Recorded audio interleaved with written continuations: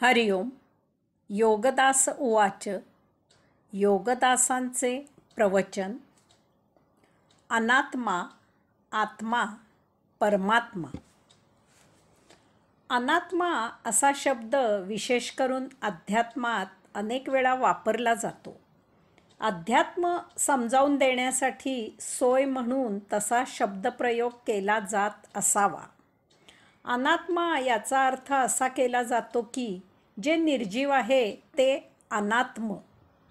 वास्तवात अनात्म किंवा अनात्मा म्हणजे जे सजीव नाही ते असा नसून ज्यात आत्मतत्व नाही, जेथे आत्मा नाही अशी वस्तू किंवा गोष्ट असा आहे.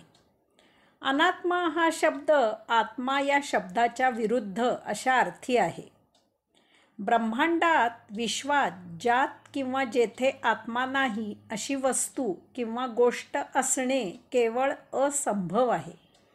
कारण या ब्रह्मांडात विश्वासह विश्वातील सर्व वस्तू किंवा प्रत्येक गोष्ट परमात्म्यामधूनच निर्माण होते आणि म्हणून त्यात त्याच्या निर्माणाचा अंश आपोआपच सामावला जातो, समाविष्ट असतोच. येथे परमात्म्यामधून जे जे निर्माण झालेले आहे ते सर्व आपल्या निर्माणकर्त्याचा अंश धारण करूनच निर्माण झालेले आहे. या ब्रह्मांडात अशी एकही वस्तू किंवा गोष्ट नाही की जी परमात्म्यापासून निर्माण झालेली नाही. जे काही आहे ते परमात्मा निर्मित आहे. परमात्मा सोडून विश्वात जे काही आहे ते परमात्म्याचा अंश धारण करूनच येथे आहे. या अंशात्मक परमात्म्यालाच आत्मा असे म्हटले जाते. येथील प्रत्येक वस्तूत, प्रत्येक गोष्टीत आत्मा, आत्मांश आहेच आहे. आत्मा असे म्हटल्यामुळे त्याच्या विरुद्ध अनात्मा असा शब्द वापरण्याचा मोह होतो. मग अनात्मा कोणाला म्हणावे? जेथे सजीव आहे तेथे आत्मा, आत्मांश असतो. आत्म्याशिवाय सजीव असणे शक्य नाही. सजीवामधून आत्मांश सोडून गेला की सजीव निर्जीव होतो. त्यामुळे जे सजीव नाही, जे निर्जीव आहे ते अनात्मा असे ठरविण्यात आले. याचा अर्थ जेथे आत्मा आहे तेथे सजीव आहे असा निष्कर्ष अनावधानाने परंतु काढला गेला. त्यामुळे अनात्मा असा शब्द रूढ झाला आहे. वास्तवात जेथे आत्मा आहे तेथे जीव आहे हाच गैरसमज आहे. कारण परमात्म्यामधून मूलतः ब्रह्मांडात ओम असा महादिव्य परमध्वनी होऊन अनेकविध ग्रह, गोल, तारे, धूमकेतू आणि त्यात विविध वस्तुजगत निर्माण झाले. हे सर्व निर्माण होतानाच त्यात त्या निर्माणकर्त्या परमात्म्याचा अंश, अंशात्मा आपोआपच समाविष्ट झाला. त्यातीलच काही ग्रहांवर उत्क्रांती होऊन हळूहळू त्या निर्माणामधून सजीव सृष्टी निर्माण झाली. त्यात उत्क्रांती होऊन अनेकविध जीवयोनी तयार झाल्या. प्रथम वनस्पती, लता, पल्लवी अशी वनस्पती सृष्टी तयार झाली. नंतर त्यात उत्क्रांती होऊन इवल्याशा किड्यापासून महाकाय जिराफ, हत्ती आणि मग मानव अशी प्राणीसृष्टी निर्माण झाली. याचा अर्थ जेव्हा परमात्म्यामधून विश्व निर्माण झाले तेव्हा जे काही होते त्या प्रत्येकात मूलतःच त्या निर्माणकर्त्याचा, परमात्म्याचा अंश म्हणजेच अंशात्मा होता. त्यावेळी येथे जीवधारणा झालेली नसल्यामुळे सजीव किंवा निर्जीव असे म्हणण्याचे काहीही कारण नव्हते. परंतु जेव्हा अंशात्म्याने जीव निर्माण करून त्या सभोवती देहधारणा केली, शरीरी झाला, तेव्हा त्यात जीव आहे हे सजीव आणि ज्यात जीव नाही ते निर्जीव असा भेद होऊन द्वंद्व निर्माण झाले. यास्तव आता गैरसमज सोडून द्यावा की फक्त सजीवातच आत्मा असतो आणि निर्जीवात आत्मा नसतो. आत्मा सर्वत्र असतो याची प्रचिती इतर उदाहरणांवरूनही समजावून घेऊया. जेव्हा विश्व निर्माण झाले तेव्हा येथे जे काही होते ते मूळ स्थितीत नैसर्गिक अवस्थेत होते. जे निर्माण झाले त्यात काय काय समाविष्ट होते? तर येथे मूलतः त्या निर्माणात तो निर्माणकर्त्याचा अंश होता आणि त्या निर्माणाला कारणीभूत सहाय्यभूत साधना म्हणून कारण झालेला ओम होता. परमात्मा महादिव्य परमचैतन्य, महादिव्य परम ऊर्जा आहे. त्याचा अंश ही चैतन्य ऊर्जा धारण करून आहे. त्या ऊर्जेचे रूप म्हणजे अग्नी, तसेच ओम म्हणजे ध्वनी. त्यामुळे जे काही येथे निर्माण झालेले आहे ते सजीव असो किंवा निर्जीव असो, त्यात अग्नी आणि ध्वनी या दोन गोष्टी सदा सर्वदा असणारच असणार. कारण या दोन गोष्टी निर्माणाचे वेळीच त्या निर्माणात समाविष्ट झालेल्या आहेत. सर्व सजीवांचे देहात म्हणजे वनस्पती, प्राण्यात, वनस्पती, प्राणी, पाण्यात, बर्फात राहणाऱ्यांसह अग्नी म्हणजे ऊर्जा, ऊब एक ठराविक तापमान असतेच असते. एरवी सजीव जीवित असत नाही. प्रत्येकाचे तापमान भिन्न असते इतकेच, परंतु प्रत्येकाच्या देहात ऊब ही असतेच असते. त्याखाली तापमान गेले की तो गारठतो आणि मृत होतो. तसेच सजीवात ध्वनीही असतो. सर्व सजीव काही ना काही प्रकारे ध्वनी काढतात. त्यांची भाषा आपल्याला समजत नाही इतकेच. वृक्ष, लता, पल्लवींचा ध्वनी इतका सूक्ष्म असतो की तो ऐकायला येणे शक्य होत नाही. परंतु वृक्ष, लता, पल्लवी यांना संगीत ऐकवा याचा अर्थ ते ऐकतातही. पाणी घाला, अंघोळ घाला, अन्न द्या, ते त्यावेळी प्रफुल्लित होतात, आनंदाने डोलतात, टवटवीत होतात, आपल्याशी काहीतरी हितगुज करतात.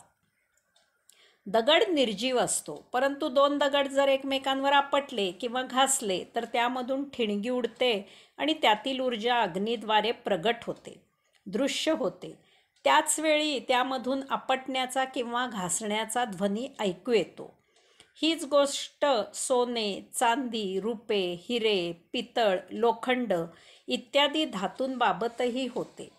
हीच गोष्ट लाकडाबाबत घडते. हीच गोष्ट इतर कुठल्याही निर्जीव वस्तूबद्दल घडते.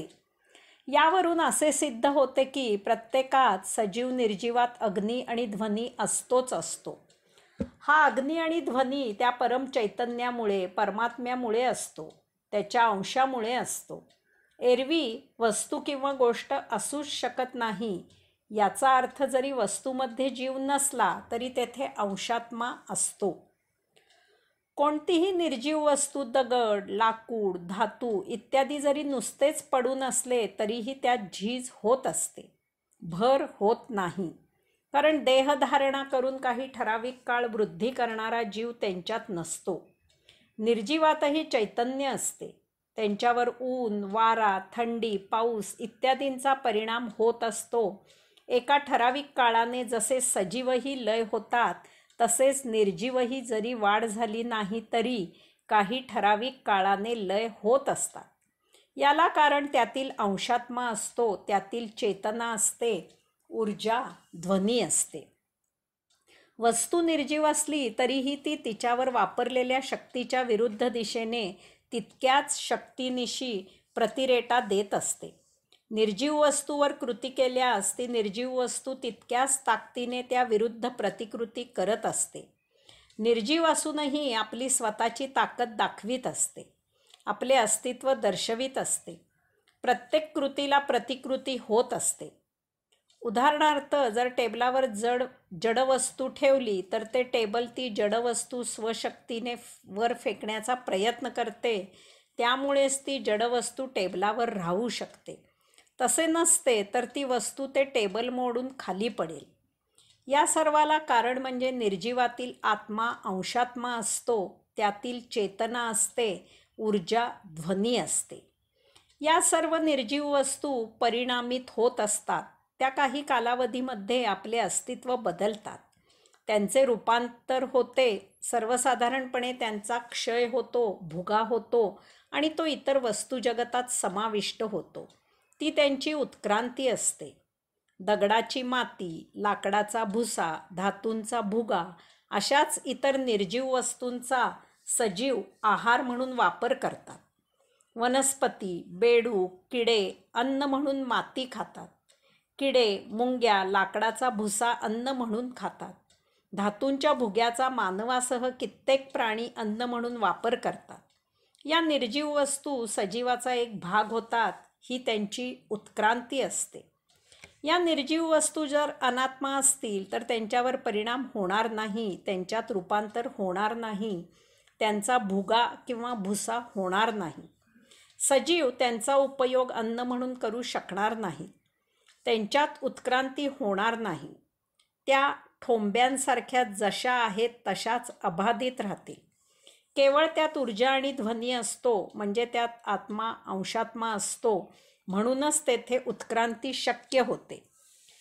या सर्व उदाहरणांवरून आता आपण ठामपणे असे म्हणू शकतो की येथे या ब्रह्मांडात, विश्वात सजीव निर्जीव असा सर्वत्र आत्मा अंशात्मा व्यापलेला आहे. येथे अनात्मा असे काहीही असत नाही, ते सर्वथा असंभव आहे. सर्वत्र सदा सर्वदा आत्मा व्यापलेला आहे. प्रत्येक वस्तू आणि गोष्ट न गोष्ट आत्म्याने भरलेली आहे. येथे अनात्मा असे काहीही नाही. आपल्या महान ऋषीमुनींनी याचा अध्यात्मासाठी फार छान उपयोग केला. आजही त्याचे महत्त्व फार आहे. आपल्या महाथोर ऋषीमुनींची परमात्म्याची सगुण पूजा आरंभली. त्यासाठी त्यांनी परमात्म्याच्या मूर्ती दगडात, धातूत, लाकडात तयार केल्या. लाकडाच्या लगद्यापासून तयार केलेल्या कागदावर त्याची चित्रे रेखाटली. या जडप्रतिमांच्या माध्यमातून ते ध्यानसाधना करू लागले. नवीन छात्रांना तर ही धारणा फारच उपयुक्त झाली. जळी, स्थळी, काष्टी, पाषाणी चराचरातून त्या परमात्म्याचे दर्शन दगड, धातू, लाकूड, कागद यामधून उपलब्ध करून दिले. त्यामुळे सर्वसामान्य जन फार प्रभावित झाले. सर्वांच्या घरोघरी परमात्मा प्रस्थापित झाला. सर्वांना परमात्मा जवळचा झाला. मंत्र, तंत्र, यज्ञ, याग, पोथी, पुराणे, ध्यान, समाधी इत्यादी सर्वसामान्य जनांसाठी अवघड असलेल्या सोपस्कारातून परमात्मा सर्वसामान्यांसाठी मोकळा झाला. त्याची साधना उपासना करणे, त्याला नखशिखांत न्याहाळणे, त्याचे डोळे आणि अंतःकरण भरून दर्शन घेणे घरच्या घरी सहज शक्य झाले. पूजेसाठी बायका मुले सहजच उपस्थित राहू लागली. आज आधुनिक काळात त्याचे महत्त्व लक्षात येत नाही, परंतु हजारो वर्षांपूर्वी स्त्रियांना धर्म जवळचा होणे ही फार मोठी गोष्ट होती. दगड, धातू, लाकूड, कागद या इतके शुद्ध आणि पवित्र अन्य काही मिळणे शक्य नाही. हे सर्व जड निर्जीव आहे. त्यामुळे त्यांना भोग, उपभोग, त्यांचे संचित वगैरे काहीही म्हणजे काहीही नाही. आत्मा यात असणार नाही तर कोठे? एक मूलभूत प्रश्न विचारला जातो की दगड, धातू, लाकूड, कागदावरील चित्र इत्यादींमध्ये खरोखरच आत्मदर्शन होऊ शकते का? अशांवर ध्यानधारणा होते का? सजीवात म्हणजे वृक्ष, लता, पल्लवी, पशु, पक्षी, किडे इत्यादींमध्ये आत्मा आहे हे सहजच पटण्यासारखे आहे. त्यांना देवतांच्या जागी मानून ध्यान लावणे समजू शकते. तसेच चैतन्याने ओथंबून बहरलेला निसर्ग म्हणजे झरा, धबधबा, पाऊस, किर्र काळोख, समुद्र इत्यादींवरही ध्यान लागू शकते हे पटणे त्या मानाने सोपे आहे. कारण यात सतत चैतन्य भरभरून सळसळत असते. ते आपल्याला चांगले जाणवतेही, त्यामुळे त्यातील चेतना अनुभवून ध्यान लावता येते. परंतु दगड, धातू, लाकूड, कागदावरील चित्र इत्यादीमध्ये चेतना तर आपल्याला जाणवतही नाही. त्यात चैतन्य, आत्मा आहे की नाही असा संशय येतो. मग त्यावर ध्यान लावून आत्म्यापर्यंत आपण कसे पोहोचणार? असे प्रश्न प्रत्यक्ष अनुभूती नसल्यामुळे उद्भवतात. वृक्ष, लता, पल्लवी, पशु, पक्षी, किडे इत्यादींमध्ये आत्मा आहे, कारण हे सर्व सजीव आहे. निसर्ग म्हणजे झरा, धबधबा, पाऊस, किर्र काळोख, समुद्र इत्यादी पंचमहातत्वांमुळे सळसळत असतात. त्यामुळे त्यात चैतन्य आहे हे सहजच अनुभवास येते. परंतु निस्तब्ध, अचल, स्थिर असलेले दगड, धातू, लाकूड, कागदावरील चित्र इत्यादी आत्मदर्शन कसे देणार? आपल्यात आत्मा आहे तो महासूक्ष्म आहे. आपण जेव्हा कोणत्याही वस्तूकडे गोष्टीकडे एकचित्त एकाग्र होतो तेव्हा आपण स्वभाव स्वभान स्वत्व विसरतो आणि हळूहळू अतितरल अशा अतिसूक्ष्म भावावस्थेत प्रवेश करतो. याच अवस्थेत जितका काळ जास्त व्यतीत होईल तितके तितके आपण सूक्ष्माकडे यात्रा करू लागतो आणि भावातीत होऊ लागतो. समोर काय किंवा कोण आहे याला यात जराही महत्त्व असत नाही. धारणा काहीही असली तरी ते एक किरकोळ निमित्त असते. त्या योगे आपण सूक्ष्मात यात्रा करू लागतो हे महत्त्वाचे असते. हे असे होते कारण मूलतःच आपण सूक्ष्म असल्यामुळे सूक्ष्म प्रिय आहोत. आपल्याला नैसर्गिकच स्वभावतः सूक्ष्माची ओढ आहे. एखादा संगीत वेडा जेव्हा गाणं ऐकतो तेव्हा तो आपोआप डोलू लागतो. प्रसंगी त्याच्याही नकळत तो नाचू लागतो, गाणे गुणगुणू लागतो. जे गाणे त्याने ऐकलेले असते ते एक निमित्त होते. तो त्यायोगे गाणेच होतो. त्याला बाकी कशाचे भान राहत नाही. हे बेभान होणे नसते, कारण बरोबर तो गाण्यातच रममाण झालेला असतो. इतर सर्व गोष्टी तो विसरतो. हे आत्ममय होणे आहे. त्याची नादब्रह्मी टाळी लागते. पुढे धारणेची प्रगती इतकी होते की विशिष्ट धारणेची आवश्यकता उरत नाही. धारणेला काहीही चालते. यात आणखी प्रगती म्हणजे आता जडवस्तूच धारणेसाठी आवश्यक असते असे नाही. जप, श्लोक, आठवण, भजन, विचार यावरही धारणा साधू लागते. या सूक्ष्म धारणा असतात. या योगे भौतिकातून सूक्ष्मात आत्मरंगी प्रवेश होतो. भौतिक वस्तुजगतातून आत्मरंगी प्रवेश होतो म्हणजे अहंभाव जागृत असतो. मी आहे असे एवढेच अस्तित्व जाणवत असते, परंतु तेवढाच भाव असतो. बाकी सर्व काही तेवढ्यापुरते लय झालेले असते. कशावरही ध्यान लावा, एकचित्त व्हा, एकाग्र व्हा, डोळे ताठ करा आणि त्या धारणेवर लक्ष केंद्रित करा. हळूहळू विचार बंद होतील. तेवढी धारणा हेच एकमेव भान राहील. डोळे आपोआप केव्हा बंद झाले ते समजणारही नाही. तसे लक्षात आले तरी ते तसेच बंद राहू द्या. आता तर पुढे आणखी कमाल होईल.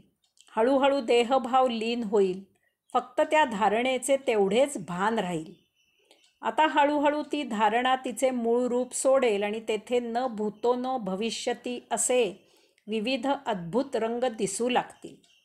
त्यात अनेक विविध आकार दिसू लागतील. एका दिव्य अद्भुत विश्वात प्रवेश होईल. येथे स्वात्मा एवढेच भान उरेल. बाकी सारे देहभाव लोप होतील. आपण आत्ममय होऊ. नित्य व्यवहारात असे अनेक प्रसंग घडत असतात आणि आपण स्वात्मामय झालेले असतो, परंतु त्याचा आपल्याला आध्यात्मिक अर्थ माहीत नसतो. त्यामुळे ते जाणवत नाही. त्याचा हा असा अर्थ आहे हे समजत नाही.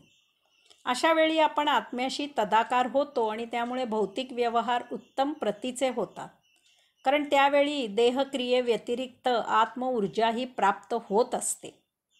ती महातेजस्वी दिव्य ऊर्जा असते. आपण पुस्तक वाचत असतो. आपण त्यात इतके तल्लीन होतो की आजूबाजूला काय चालले आहे त्याचा आपल्याला पत्ता नसतो.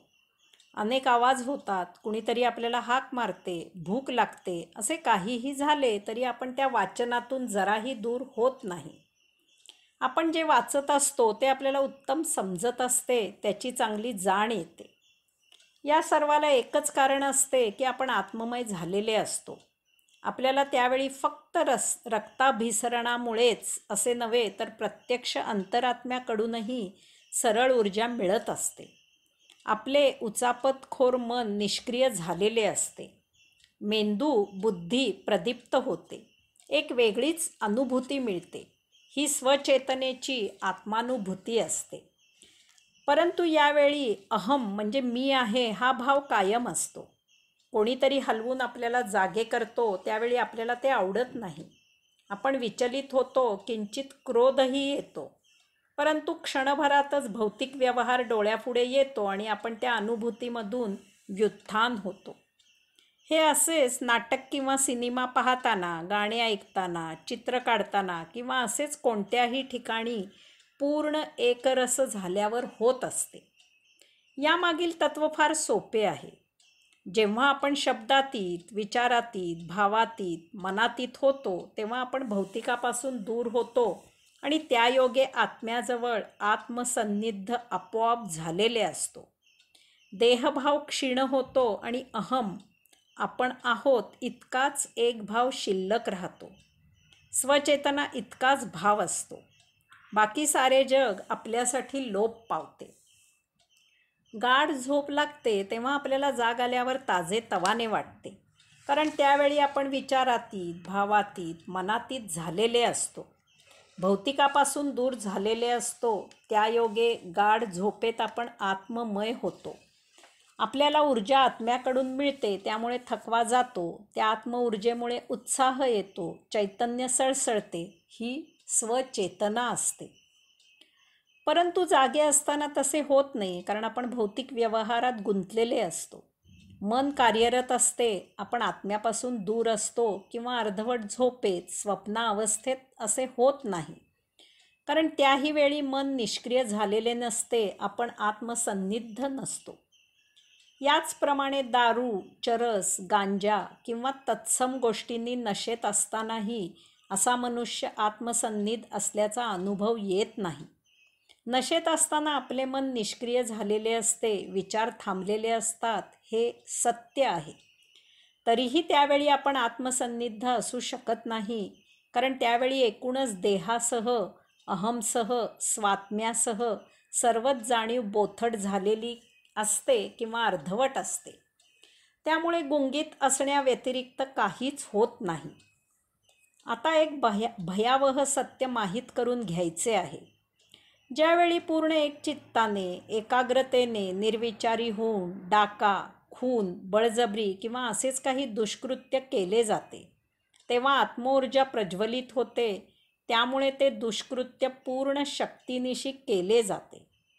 परंतु अशा कृत्याने कधीही कैवल्यानंद मिळत नाही, ध्यान समाधी लागत नाही.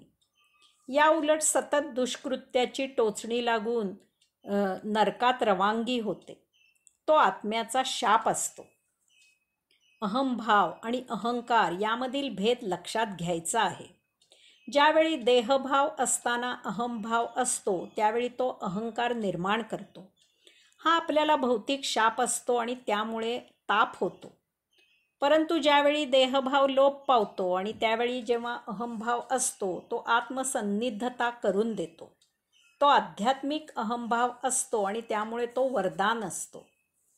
ज्यावेळी आपण शब्दातीत, विचारातीत, भावातीत, मनातीत होतो, त्यावेळी आपल्याला केवळ अहम असे स्वात्म्याचेच तेवढे अस्तित्व जाणवते आणि आपल्या देहात आत्मचैतन्याची वर्तुळाकार आवर्तने सुरू होतात. त्यायोगे सप्तचक्रे प्रज्वलित होऊन आपली कुंडलिनी जागृत होते. त्यायोगे महादिव्य ऊर्जा प्रदीप्त होते. आपल्या देहाची अंतःसरचना ऊर्जामय होते. आपल्याला देहाचे भान उरत नाही, त्यामुळे आपण अधांतरी आहोत असे वाटते. देहादी इंद्रिये आत्मचैतन्यात विलीन होतात, ती आत्मचैतन्यच होतात. हे ध्यान आपल्याला महाअद्भुत अनुभूतीचा प्रसाद देते. हे स्वात्म्याचे, आत्म्याचे, अंशात्म्याचे दिव्य दर्शन असते. यामधून यथाकाळी आपण व्युत्थान होऊन भौतिकात येतो. आता आपले भौतिक जीवन महा आनंददायी झालेले असते. जीवनाचा सत्य अर्थ उमजलेला असतो. भौतिक वस्तुजगताचा नेमका उपयोग माहीत होतो. आता जे आहे ते आहे, त्याबद्दल कुरबूर असत नाही. देहाचा योग्य वापर करून तो शुद्ध आणि पवित्र राखला जातो. गतसंचित संपुष्टात येऊ लागते, त्याचे ते ओझे हलके हलके होत जाते. तसतसे आपण दिवसेंदिवस प्रफुल्लित होत जातो, समाधानी होत जातो. यासाठी धारणेवर ध्यान लावण्याआधी जर योगसाधना केली तर ध्यानाला त्याची मदत होते. जेव्हा ती दिव्य आत्मऊर्जा प्रज्वलित होते, तेव्हा त्याचा आपण आनंद घेऊ शकतो. ही आत्मसन्निधता आपल्याला आपल्या स्वाभाविक अशा उद्दिष्टाची, परमात्म्याची, योगेश्वराची ओढ निर्माण करते. अशा प्रकारे आपल्यात अंतर्बाह्य बदल होतो. नित्य जीवनात आपण सहजच आत्माचरण करू लागतो. त्यामुळे आत्मऊर्जा, आत्मभान, आत्मसन्निधता ही आपली नित्य अवस्था होते. याचा एक अद्भुत महाविलक्षण परिणाम असा होतो की आपल्याला जळी, स्थळी, काष्टी, पाषाणी, चराचरात सर्वत्र परमात्मा जाणवू लागतो. दगड, माती, वृक्ष, लता, पल्लवी, किडे, मुंग्या, पक्षी, पशु अशी भूतदया आपोआप उद्भवते. सर्व मानव आत्मरहिवासी जाणवतात. आपला स्वभाव मृदू, स्नेहमय, आनंदमय होतो. कोठेही काही कमी जास्त जाणवत नाही. प्रभूची लीला जाणवून आपण सदा आनंदात असतो. हे असे होते असा अनुभव येतो. हे कसे होते ते पाहणे उद्बोधक होईल. यासाठी एक उदाहरण घेऊ. झाडावर पान असते, ते त्याच्याच डहाळीवर फांदीवर असलेले शेजारचे पान पाहते तेव्हा त्याला ते त्याच्यापासून निराळे आहे असे वाटते. ते जेव्हा शेजारच्या फांदीवरील पान पाहते तेव्हा तर त्याला ते दूर असलेले जाणवते. ते जेव्हा शेजारच्या झाडावर पान पाहते तेव्हा ते पान दूरचे आहे असेच त्याला. ते पान ज्या झाडाचे असते त्यापेक्षा निराळ्या झाडाचे पान जेव्हा त्याला दिसते तेव्हा तर ते पान परके आहे अशीच त्याची समजूत होते. ते पान अशी अनेक निरनिराळ्या आणि वेगवेगळ्या झाडावरील पाने पाहते आणि त्याची समजूत होते की येथे अनेक प्रकारची झाडे आहेत आणि त्यावर अनेक भिन्न प्रकारची पाने आहेत. एक क्षण भाग्याचा उगवतो आणि त्या पानाची अंतर्ध्यान समाधी लागते. ते स्वतःच्या आत अंतःकरणात स्वतःच्या डहाळीत उतरते. त्याची स्वतःच्या अंतःकरणातील स्वात्म्यावर एकरूपता साधते. तेव्हा त्याच्या लक्षात येते की त्याच्या डहाळीवर जे पान त्याने पाहिले होते ते तर आपल्याच एकाच डहाळीतून अन्नपाणी घेत आहे. याचा अर्थ त्या स्वतःच्या डहाळीवरील पान आणि ते स्वतः एकच एक आहेत. अशाच प्रकारे त्या डहाळीवरील सर्व पाने ही त्याच डहाळीतून अन्नपाणी घेत आहेत. त्या डहाळीवरील सर्व पाने एकच एक एकरूप आहेत. याचा त्या पानाला फार आनंद होतो. त्याला ध्यान समाधीची गोडी लागते. ध्यान समाधीत ते आणखी खोल फांदीच्याही आत वृक्षाच्या खोडात उतरते. तेव्हा त्याच्या लक्षात येते की झाडाच्या सर्व फांद्या एकाच खोडापासून अन्नपाणी घेत आहेत. याचा अर्थ या झाडावरील सर्व फांद्या आणि त्यावरील सर्व पाने एकच एक आहेत, एकरूप आहेत. खोडापासून जरी फांद्या आणि त्यावरील पाने निरनिराळी दिसत असली तरीही त्यातील आत्मतत्व एकच एक एकरूप आहे. या गुह्य ज्ञानाने ते पान महा आनंदी होते. आता ध्यान समाधी हा त्याचा नित्य कार्यक्रम होतो. असेच एका भाग्यक्षणी त्याला ध्यान समाधीत अनुभूती मिळते की ज्या भूमीतून आपले झाड अन्न पाणी घेत आहे, ज्या वातावरणातून आपले झाड सूर्यप्रकाश आणि हवा घेत आहे, ज्या पर्जन्यात आपले झाड आनंदाने न्हाऊन निघत आहे, त्याच भूमीतून इतर सर्व झाडेही तेच अन्न पाणी घेत आहेत. त्याच वातावरणातून सूर्यप्रकाश आणि हवा घेत आहेत. त्याच पर्जन्यात न्हाऊन निघत आहेत. फक्त ज्याच्या त्याच्या स्वभावाप्रमाणे ते झाड त्यामधून रंग, रस, रूप, आकार, विकार इत्यादी धारण करत आहेत. परंतु मूलतः सर्व एकच एक एकरूप आहेत. सर्वानुभूती एकच एक आत्मतत्व वास करत आहे. या आत्मानुभूतीने ते पान परमानंदी होते. त्याची आता आणखी सखोल ध्यान समाधी लागते. त्यात त्याला अनुभूती मिळते की आपण आणि आपल्यासारखी वनस्पती सृष्टी जी फळे, फुले, पाने निर्माण करतात ते सजीव, निर्जीव, चर, अचर अशा सर्व प्राणीमात्रांचे अन्न आहे. आपल्याला पृथ्वीपासून प्रत्यक्ष अन्न मिळते तर या सर्व प्राणीमात्रांना आपल्या माध्यमामार्फत अप्रत्यक्ष परंतु पृथ्वीपासूनच अन्न मिळत आहे.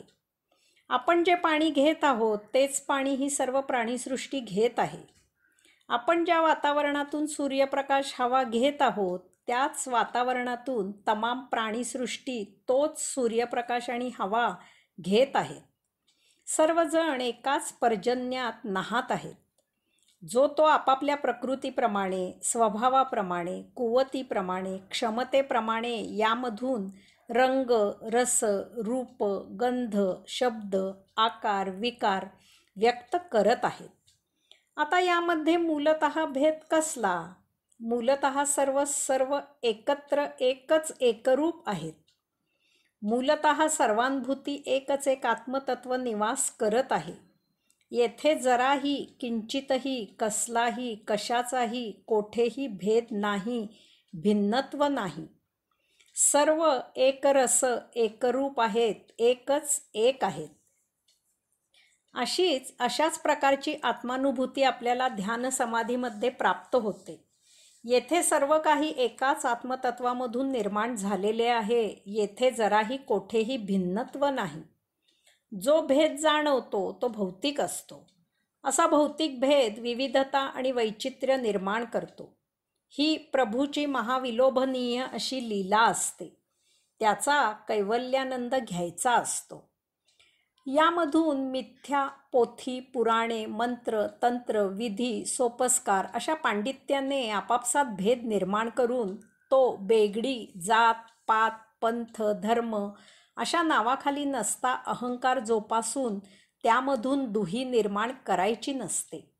याऐवजी ध्यान समाधीत सर्वांभूती एकच एक आत्मतत्व आहे हे सत्य ज्ञान प्राप्त करून जीवनात कैवल्यानंदी राहायचे. सर्वांना कैवल्य प्राप्त होण्यासाठी झटायचे. तोच सत्य धर्म आहे.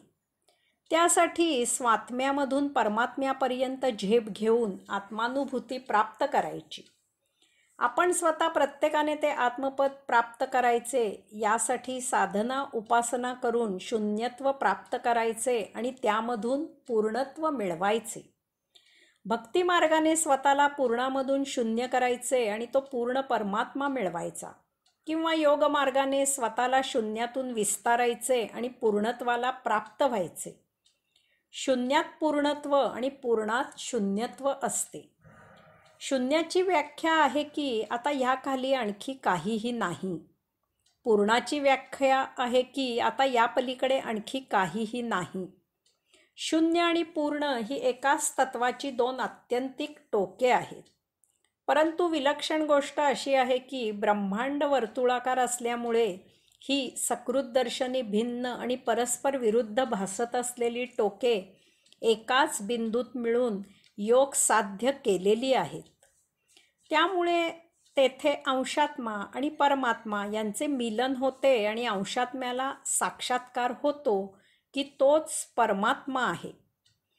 पूर्णाची व्याख्या आहे की पूर्णाच्या पलीकडे काहीही नाही.